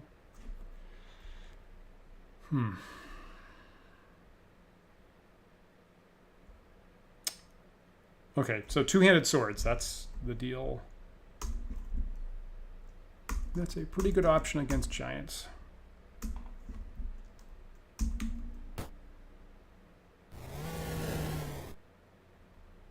Did they already miss their save? Did I miss... when did that happen?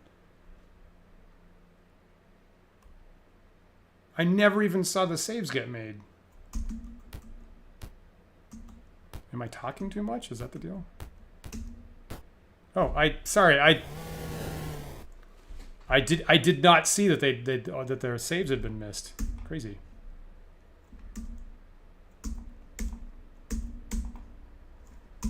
Okay, well that was a pretty good use of a 1 second level spell.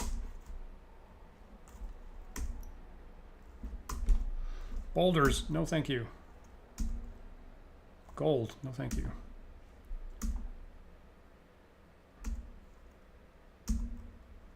All right, let me save that before somebody else shows up. I'm going to go in here, and I literally did not see that message go by. Check out this place they were guarding. An alarm is sounding. I mean, should I get the hell out of Dodge? I'm going to get jumped when I walk out. Okay, so if I was playing by myself here, I would be prone to actually just leave. I don't know if the game permanently has an alarm sounding all the time when you come back. I would be prone to get out before I get like swamped by an army. So I'm currently looking west, which is the way I came. There's more stuff here.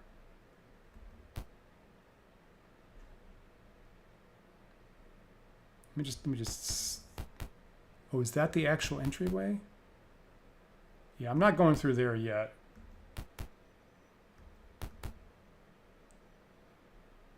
I'm trying to see. Geez, this is a big area.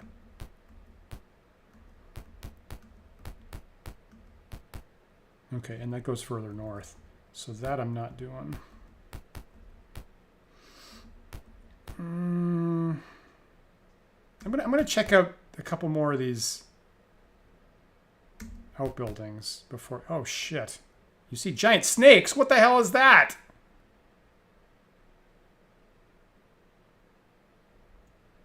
Snakes? It had to be snakes. Okay, this I'm gonna fucking fireball. I don't want this. I don't want to deal with.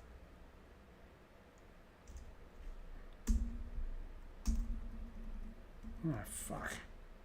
Oh my god! And of course, giant snakes are poisonous. So save or die poisons. So perfectly, they're spread out, so I can't tag all of them. So if I fireballed here. 1, 2, 3. I could get the 1, 2. I could get 4 of them. I guess I could tag this guy. No, the diagonals, right? The diagonals don't count. There's spaces on the here, so this would not get hit. Okay, hit this guy in the head, but not here, not here, not here. Well, let's try it. Okay, we'll try it. I'm going to refresh my memory on what the radius is.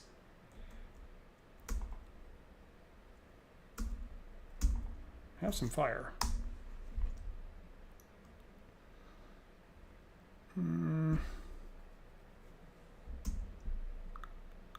hold isn't going to work. Do I dare get... I'm going to have Griffith guard. Okay, this you definitely cast prayer in. That's an easy call.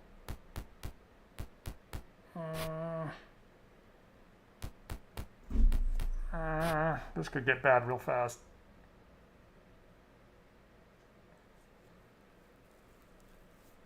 Yeah. Okay, so now... Okay. Can I catch? That would catch 4 of them right there, right? 1, 2... Now I have to be careful that I don't catch myself. 1, 2, 3. Yeah, so it won't be here. Cadell will be safe. 1, 2. And I could catch. I think I could catch 4 of the snakes and not me. 1, 2, 3. Here. Right. You agree with this? That seems good to me. 1, 2, 3. So not there and not here and not here. 1, 2, 3. I think that's it. Eh? Oh, that's terrible damage. Holy smoke. God, that was awful.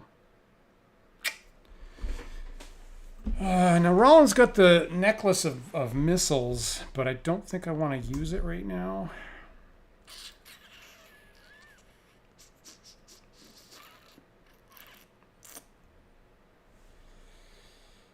Sling of Seeking? I think I'm going to use that. That was terrible, terrible roll.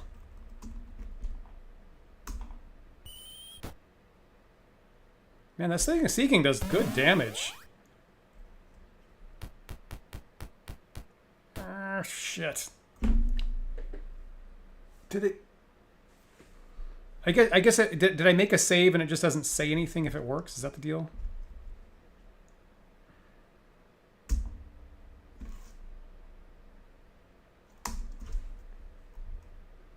I think what I'm going to do here is I'm going to unload on these snakes and then get out from the alarm and rest up, I think is my plan here.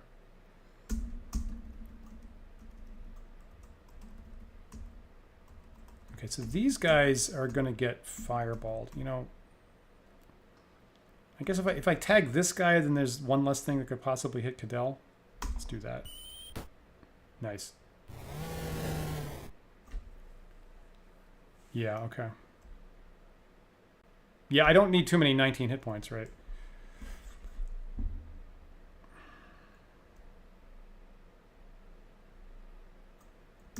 Where this guy's at now? 20? That's a lot of hit points.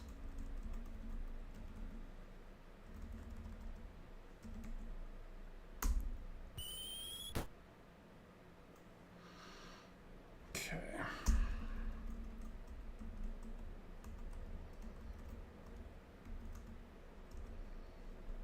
One, two, three. So this space here, 1, 2, 3. It would actually get him.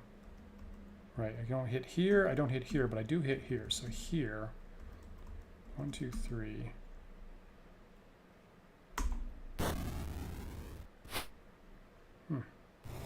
Oh, okay.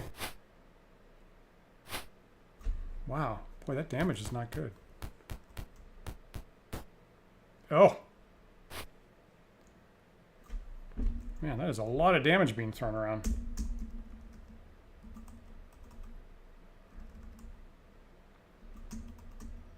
Yeah, I'm going to try to protect Cadell here. Good.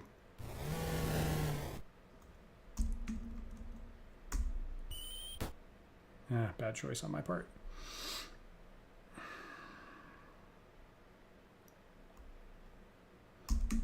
I have the prayer, which helps with saves if I'm not wrong.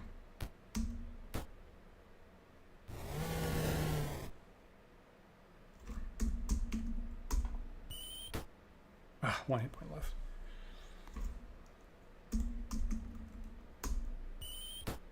Ah, thank you. Okay. I'm happy to get to clear the snakes out. I'm happy to not have a nest of giant poison snakes that I have to deal with. So once again, I used 2 fireballs there. No treasure that I see.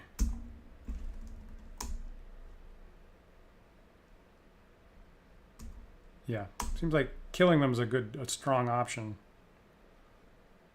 So Cadell has 34 hit points. That's a lot of cure light wounds.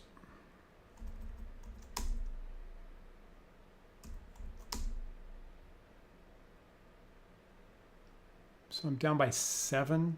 We'll call it good.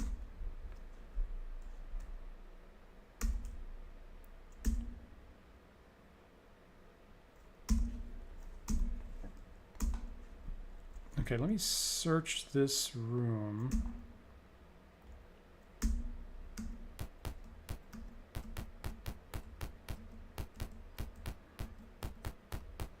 Guess there's a center column, is that right?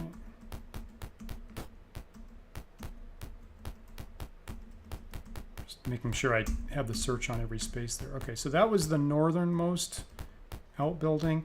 I think I am going to push my luck.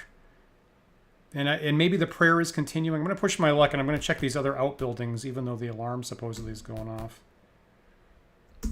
What's this place? Empty. Okay. Again, not. We'll deal with that gate next time, is what we'll do. What's in here?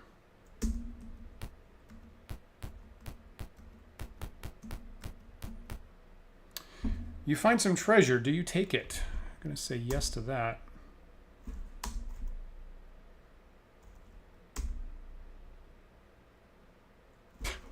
Yeah, that I will take. I don't know why. I'm actually just cleaning the place up. I'm not stealing. I'm just cleaning the clutter up. Like the D&D maid. Okay.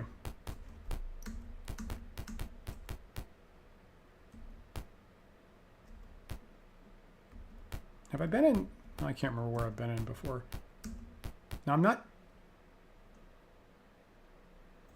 This is a small cell, chained to the walls. A man beaten to within an inch of his life. As you open the door, he looks up and you feel a shock. The man is Porphyris Cadorna. Oh my God, Lord Cadorna, who was giving me missions before. Well, that's a crazy twist. In the name of Chantua, help me, please. By all that's merciful, help me. He begins to cough. So I could release him, I could leave him, I could kill him.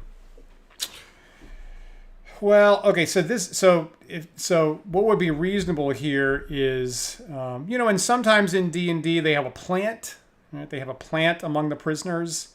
This doesn't look like that, because I already should be suspicious of them. So I think the reasonable thing is to take him, and he should have information about the enemies in the castle. So that's what I would do. That seems like a fairly easy call to me. So I would take him as a prisoner and get more information. So I'm going to release him. Thank you. I just thought that the pool was here. There was nowhere else to go. I have nowhere to go. Take me with you. Yes. Okay, all right. Hopefully I don't regret that.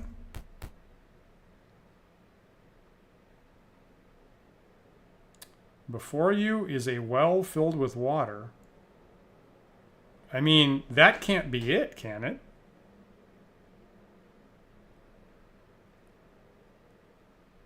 Is that it? That can't be it.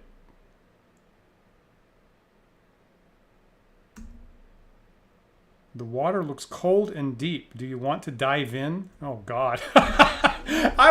This is the problem when you push your luck in D&D of like, I've got this alarm supposedly going off and I was gonna I'm gonna do one last thing and get out. And now is this the most important thing in the entire game?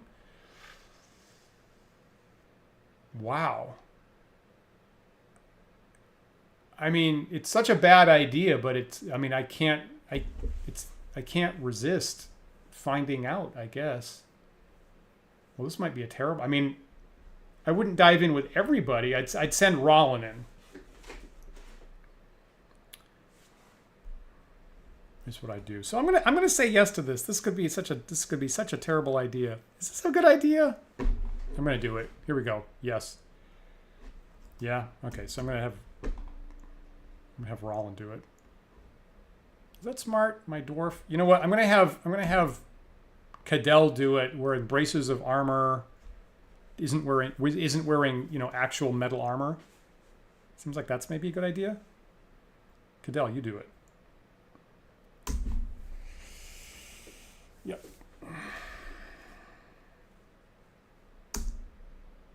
You swim down until you feel your pulse beating in your ears. You don't reach the bottom. You are running out of air. You break the surface gasping for air. Try again. Oh. Oh, what a bad decision that is.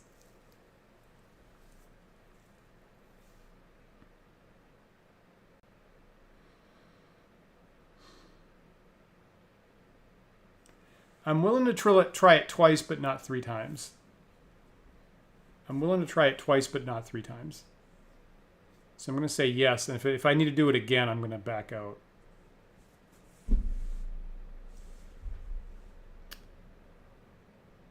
Yeah. Oh, should I pick somebody else?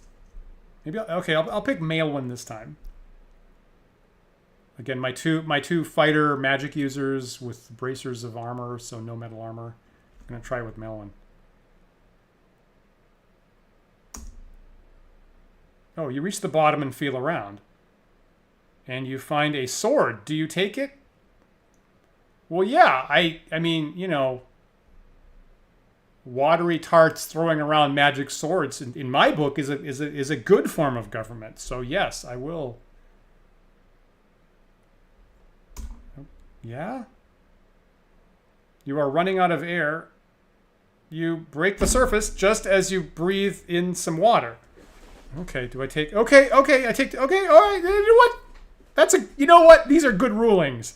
I approve of the DM running this adventure. This is good stuff here.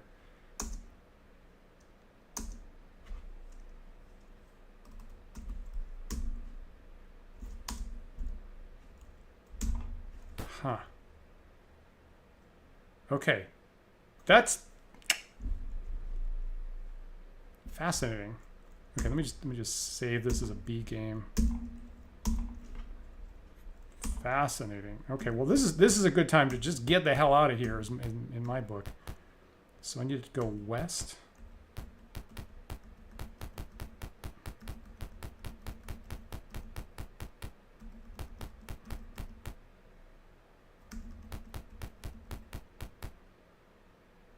And then I need to go south at some point.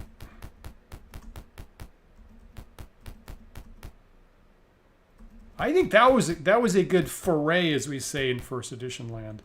So now I'm super curious. I'm gonna go back to town right now and see what we got. It seemed like the alarm stopped happening, right? Unless I misread that.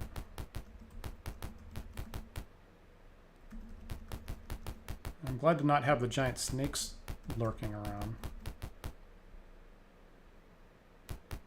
Well, that's what I was... So, for what it's worth, while I was making that decision, I was actually not looking at the chat kind of intentionally just to see what my own brain would come. So you're right about the Constitution. So I was about to go check and see who had the highest Constitution, actually.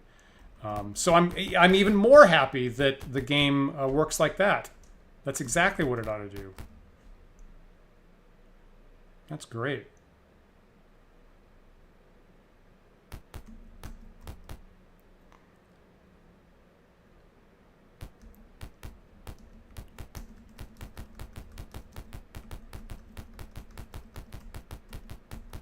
Now, interestingly, I will say that I'm 98% sure that if you look in the first edition books, there is no rule about that. There's no rule for swimming or holding your breath or anything in the core book. So usually every adventure had like some kind of custom thing you did for holding your breath.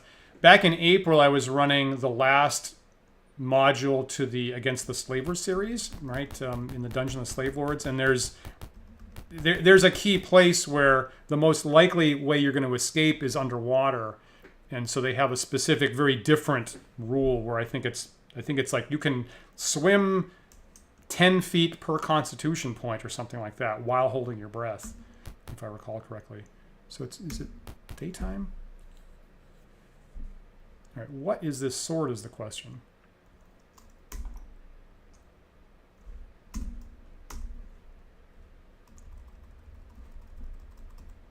I already have a bunch of +3 swords. Oh, of course, I don't have enough money. Trade this over to Griffith, who's got the money. Consult with my good friend Griffith, who has an enormous amount of money.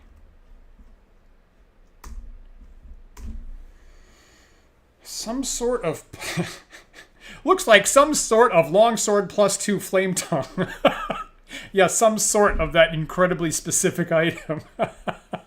Interesting. So a flaming sword. Now, in original D&D, that's very simple. But of course, when they went to first edition, they made everything a little bit more complicated. So let me just remind myself what a flame tongue sword does here.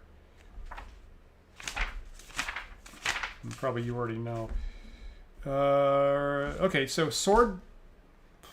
longsword +2 flame tongue. So the only flame tongue sword in the book says that it's a sword +1, but flame tongue with +2 versus regenerating creatures like trolls, I assume. +3 versus cold using, or inflammable or avian creatures, and +4 versus undead. That I gotta remember. The flame tongue sword is +4 versus undead. It sheds light when you speak a command word, and the flame illuminates an area like a torch. Note that the flame from this sword easily ignites oil, it burns webs, it sets fire to paper or parchment or dry wood, etc. Cold-using creatures are those whose attack mode involves cold, like ice toads, white dragons, winter wolves, yeti, etc. Okay, so I gotta remember that's super good against undead. Obviously, it's good against trolls. Fascinating. Well, that's neat. I guess I just have... I don't know. I'll think about who should carry that around. I'm already carrying a bunch of stuff.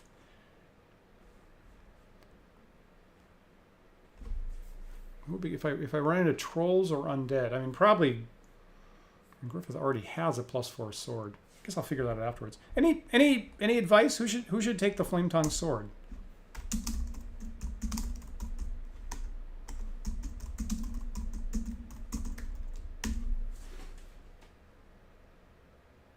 Oh really? Oh, the Flame Tongue capability is not implemented. It's just a standard +2 sword. Oh well, that's less exciting.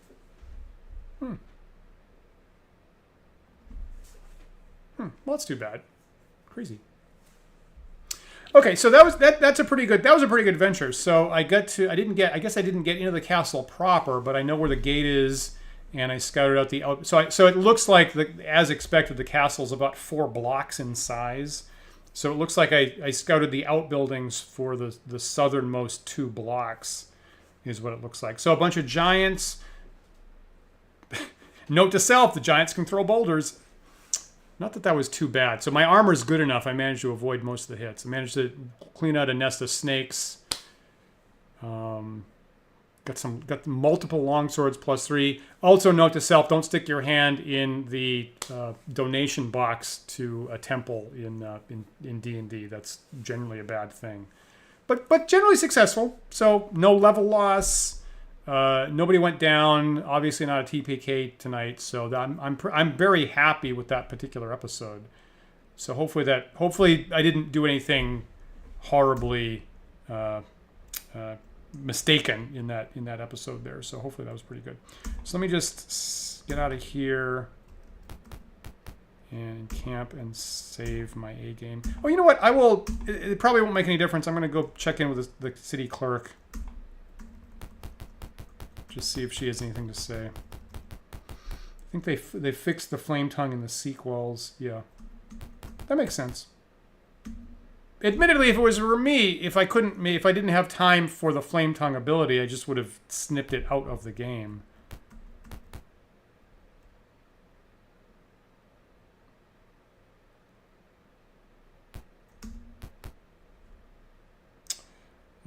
City clerk begins looking through her papers as always. I'm sure there's no other. Am I due a reward? Nope, I'm not. On the matter of commissions, she says, I can offer you the following non-commissions. Yep, these are all of the non-commissions currently available. Okay, that's fair. That's what we expected.